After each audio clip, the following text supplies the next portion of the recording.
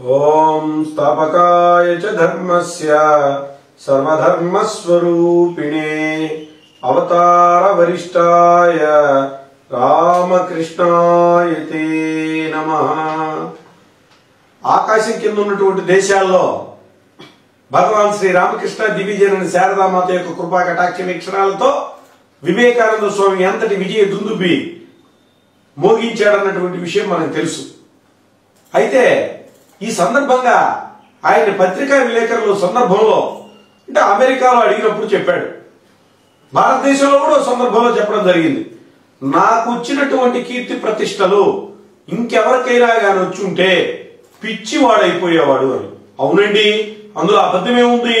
1893లో భారతదేశం బ్రిటిష్ చేత పాలించబడుతున్నటువంటి దేశం. అటువంటి బ్రిటిష్లోనే లేక అటువంటి బ్రిటిషర్సే స్వామి వివేకానంద లండన్ నగర వీధుల్లో నడిచిపోతూ ఉంటే మేడ మీద నుంచి దిగి వేగంగా వచ్చి అనేక మంది స్త్రీలు తమ పిల్లలకి ఆయన చేతిని తాకించి ఆశీర్వచనాలు తీసుకున్నటువంటి సన్నివేశాలు చూసిన వాళ్ళు ఉన్నారు, రాసిన వాళ్ళు ఉన్నారు, చదివిన వాళ్ళు ఉన్నారు. ఈ చారిత్రక సత్యాలు ఎక్కడిది ఇంతటి ఔన్నత్యపూరితమైనటువంటి గొప్పతనం ఆయనకంటే రెండు విధానాల్లో నుంచి వచ్చిందండి.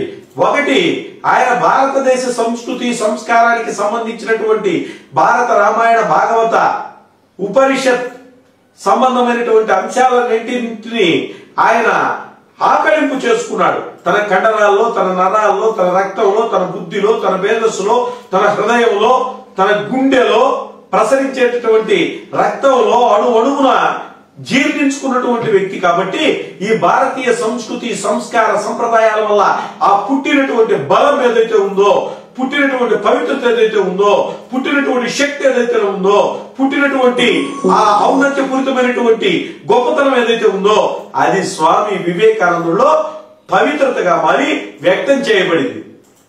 అంటే ఈ ప్రపంచంలో ఎలా ఉంటుందంటే మానవుల యొక్క వ్యక్తిత్వం కొద్దిపాటి అధికారం, కొద్దిపాటి డబ్బు, కొద్దిపాటి బలం, కొద్దిపాటి ధనం, కొద్దిపాటి విద్య, కొద్దిపాటి శక్తి తమలో సమకూరితే తమ కంటే మించిన వాడెవడు ఈ ప్రపంచంలో లేడు అనేటటువంటి అహంకారం ప్రవేశిస్తుంది. అహంకారం ప్రవేశించింది అంటే వినాశనానికి మార్గము. మానవునికి ఇవన్నీ కూడా ఎందుకున్నాయి? డబ్బు ఎక్కువగా కూడిందన్నా, అధికారం ఎక్కువగా కూడిందన్నా, పదవులు ఎక్కువగా కూడాయన్నా, బలం ఎక్కువగా పెరిగిందన్నా, విద్య ఎక్కువగా పెరిగిందన్నా లేని వాళ్ళకు పంచడానికండి. ఎవరి కోసం? లేని వాళ్ళకి పంచడం కోసం. అసలు మన శాస్త్ర జ్ఞానం అంతా కూడా 2 లైన్లలో చెప్పాడు వ్యాస మహర్షి. ఏమని? పరోపకారజం పుణ్యం పాపం పరపీడనాయ అన్నాడు.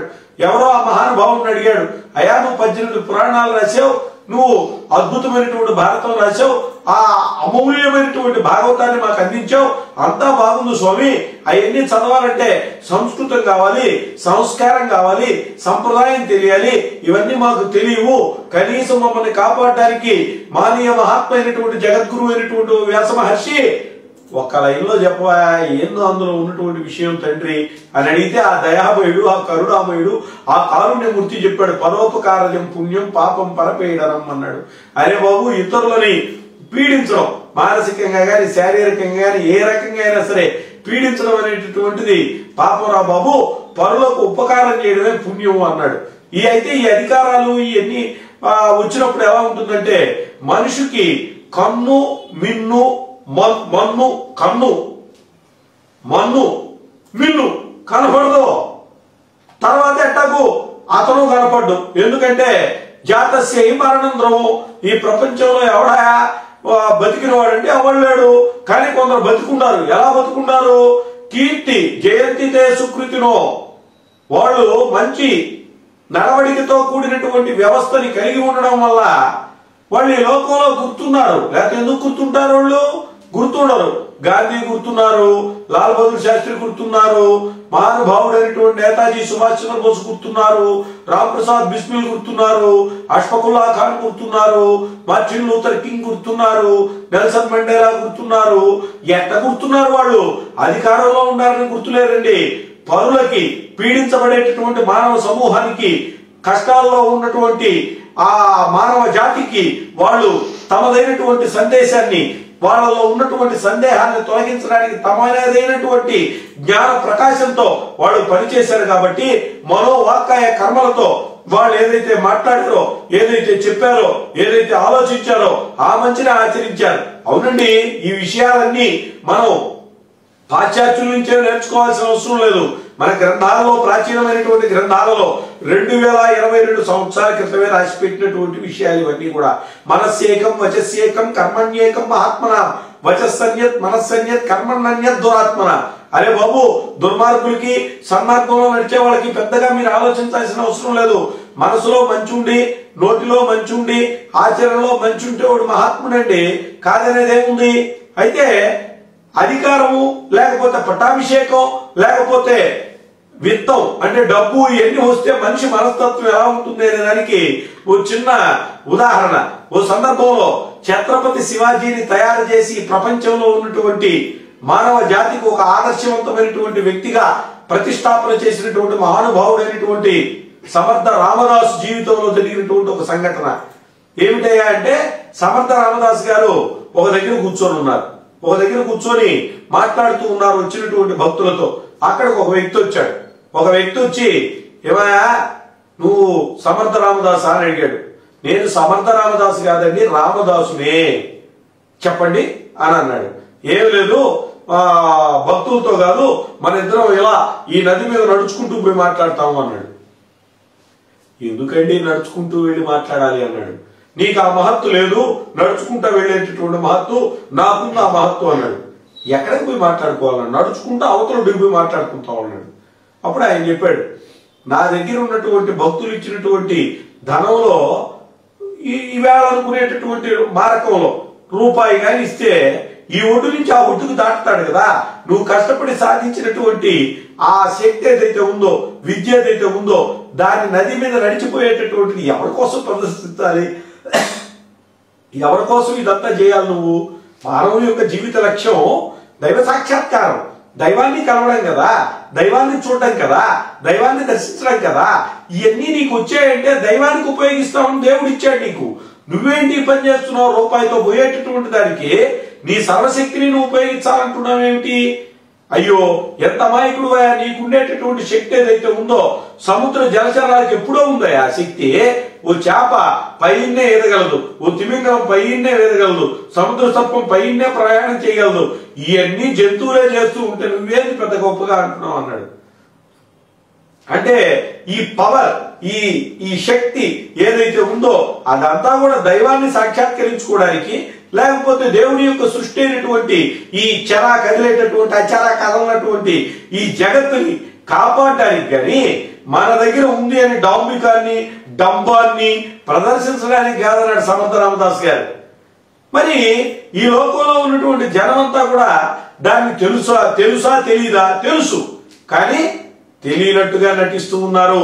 తమ దగ్గర ఉన్నటువంటి డబ్బు గాని, తమ దగ్గర ఉన్న శక్తి గాని, తమ దగ్గర ఉన్నటువంటి జ్ఞానం గాని, తమ దగ్గర ఉన్నటువంటి తెలివితేటలు గాని ఇవేమీ శాశ్వతం కాదు, ఎప్పటికీ కావు, ఎన్నటికీ కావు. మనిషి చేత ఇంతకు ముందు చెప్పుకుందే మనస్సన్యత్ కర్మణ్యన్యత్ వచస్సన్యత్ దురాత్మన. మనసులో ఒకటి పెట్టుకొని, నోట్లో ఒకటి పెట్టుకొని, చేసేది ఒకటి పెట్టి, ఈ మూడు కూడా దుర్మార్గానికి కారణం అవడానికి భగవంతుని అద్భుతమైనటువంటి మానవ జన్మనిచ్చాడా? చరాచర జగత్తులో నరజన్మ దుర్లభం కదా. మీరు ఆలోచించండి, ఈ ప్రపంచంలో మనిషిగా పుట్టడం అరుదు, అందులోనూ శారీరకంగా మానసికంగా మేధోపరంగా వైకల్యం లేకుండా పుట్టడం ఇంకా అరుదు. ఒకవేళ పుట్టిన చదువుకునేదానికి అవకాశం ఉండేటటువంటి అక్షరాస్యత, దానికి సంబంధించినటువంటి పుస్తకాలు కొనుగోలు చేయగలిగేటటువంటి విత్తము కలిగి ఉండడం ఇంకా అరుదు.